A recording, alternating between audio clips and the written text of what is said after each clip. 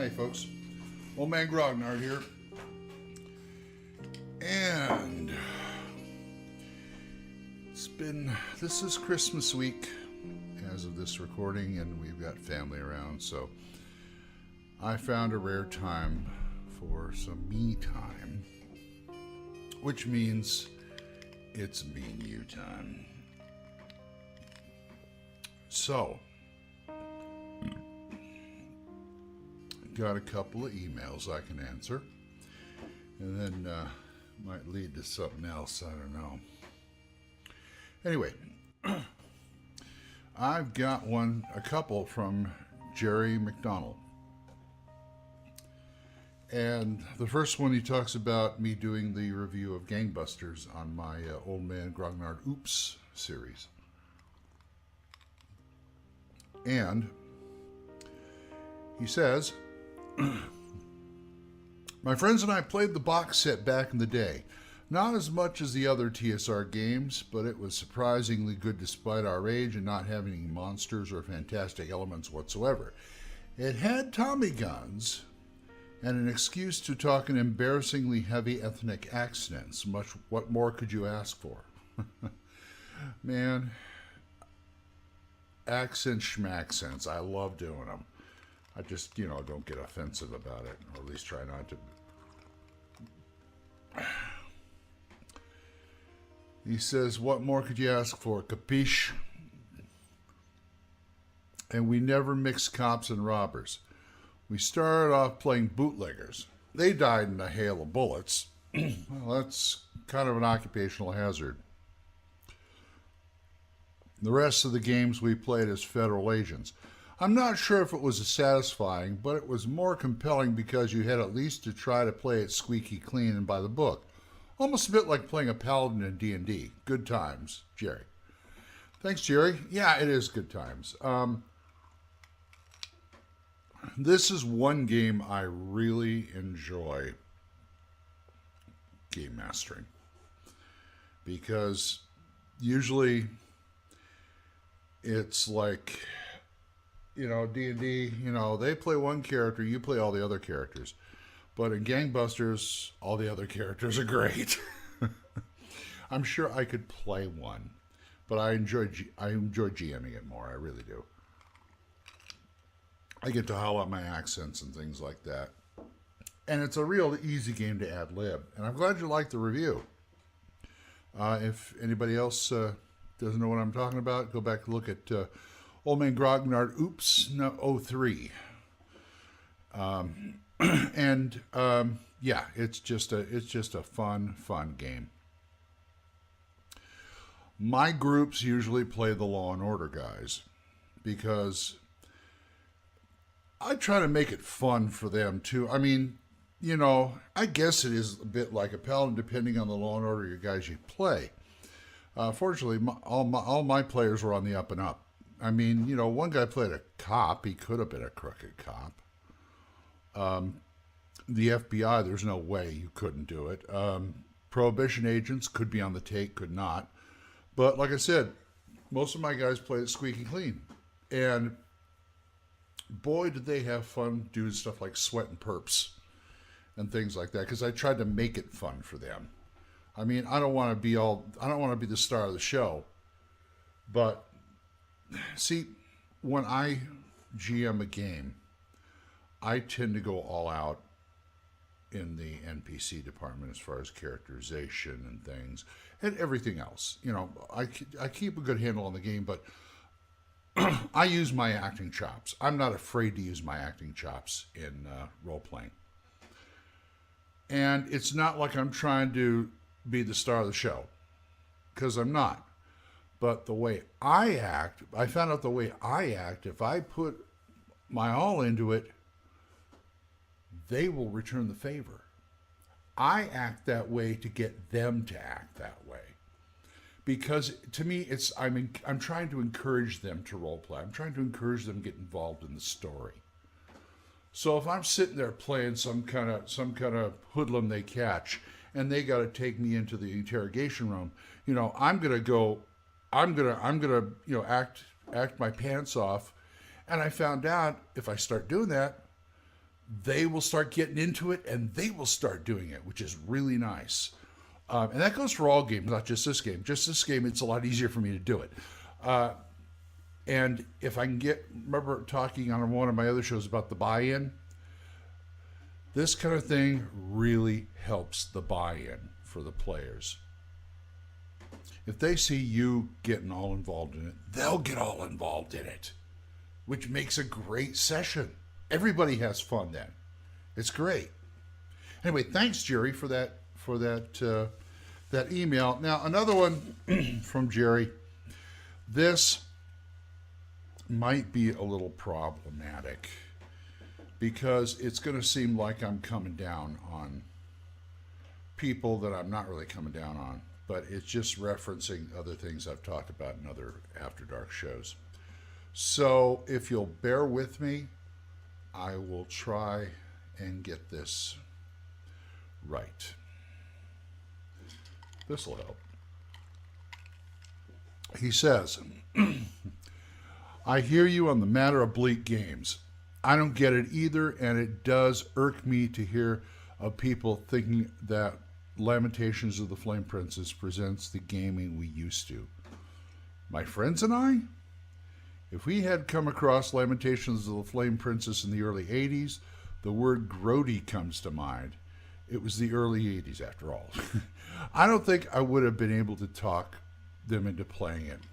I don't think I would have wanted to. Nowadays, it still doesn't interest me. Same goes for all the dire and depressing games out there. We didn't game to ponder on just how terrible things could be. We gamed to be heroic. Even in games like Pacesetter's Chill, which we loved, it wasn't about witnessing something terrible. It was about courage, about facing something ferocious and overcoming it. Maybe it's just cultural one-upmanship, everyone trying to be even darker than the past because someone thinks that's cool. I don't get it. Good videos, man. Keep them coming. Jerry. He's got a PS here. I should probably read the whole thing. P.S. I did write a thank you for defining Toolbox system on your YouTube site. Then I remembered you only correspond by email, so if you didn't catch it, thanks for defining that. I did catch it. I always say send emails to oldmangrognard@gmail.com, but I will respond on the YouTube pages too. You know, if you say something, I'll say something back if I have something to say back. And yes, I do respond on there too, but if you guys got any questions or anything, I'd rather you send it to the email address so I can do something like this. Anyway, he goes on. This is a big, long one. Now that I think of it, another problem with Lamentations of the Flame Princess is that it's not really a toolbox system. You read the description of the fighter, and unlike BX D&D, you can't simply build any fighter you want. That class defines your character's personality, and there is no escaping that. This is what I think of as the unspoken majesty of BX D&D. It's not about all that went into it, but all that Moldvay chose to leave out, which makes the system great. Well, that's pretty interesting saying that. But as far as my response goes, I want to preface this by saying I in no way think Lamentations of the Flame Princess is a bad system. I've said this before, but I think I have to reiterate it because I think it's a great system for what it does. But, you know, I don't mean to get down on it, and Jim Raggi, I think he's a stand-up guy. I love talking to him. He's a great guy. And he writes really good stuff. But, you know, some people just don't like that. And I guess, you know, I was talking to those kind of people, you know. Though you like it, go for it, you know. And as far as not being able to build any fighter you want, I'm going to have to kind of disagree with you a little on that, Jerry. Because I read his descriptions in the book, and I think it's a matter of thinking. Now, I don't know if I want to call this system a tool. I don't know if I want to call this game a toolbox or not. It can be, you know, but that's not the point I'm trying to make. The point I'm trying to make is I could take something like a fighter or a thief or a magic user from the system and personalize it within those boundaries that he sets. If he sets any boundaries, I can work within those boundaries. My thing is, as far as creativity goes, is I'm going to mention art now, so don't think I'm pretentious, but art starts with a taking away. He put some limits on the characters. I can work within those limits because not all characters are going to be the way he put them down. And you know what? Sometimes those limitations can be bent or broken. I'm not saying, but those are exceptions. Those are the things where you want to kind of either turn it on its ear or do something different. But at the same time, he's got those up there for the reason because he's trying to affect a certain tone. And I can work within that tone, within that system. I'm not going to make cookie cutter fighters in any system I do. Cookie cutter characters in any system I do. I will work within the system's limitations to make something that I can call my own. And it's possible for, I will say, practically all the role-playing games out there. Now, I'm not knocking you, Jerry, not saying you don't have the imagination to do it, because everybody does. It's just you got to think of it in the right way. You got to think of it I'm trying to take it as the author intended. But at the same time, there's enough elbow room in there for me to do stuff with it. There's always personality traits you can put in there. Always. Build a fighter as he describes, and then put some background stuff in there. He knits. He likes squirrels. He, hangs with magic users. Who knows? And I can hang with that. And you don't have to go very far to do that either. So if you approach every system, and this is going to sound kind of funny, but I feel if you approach every system like it's something like a toolbox with limitations, you can go a lot farther with it.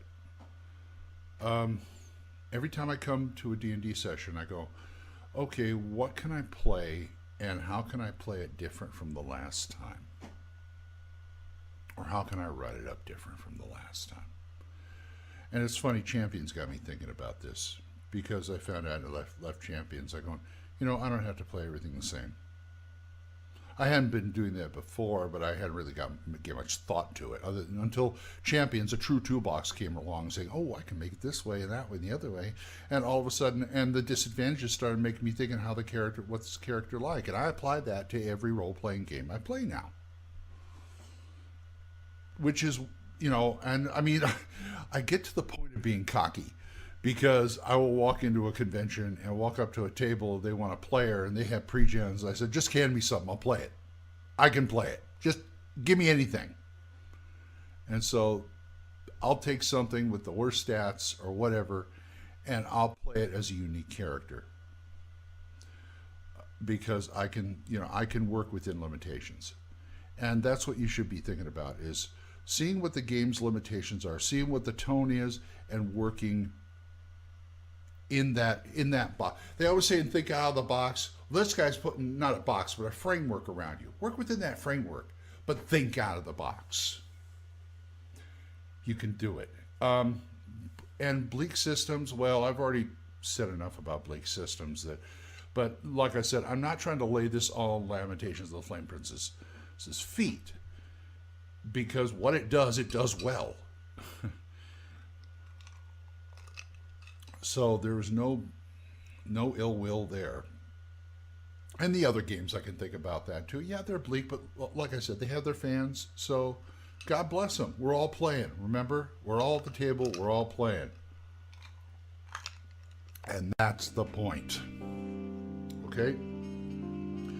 Well, I've kind of run down. I hope that wasn't any too controversial. But what if it is, you can always drop me a line at allmangrognard@gmail.com. Of course. And so until next time, bye-bye.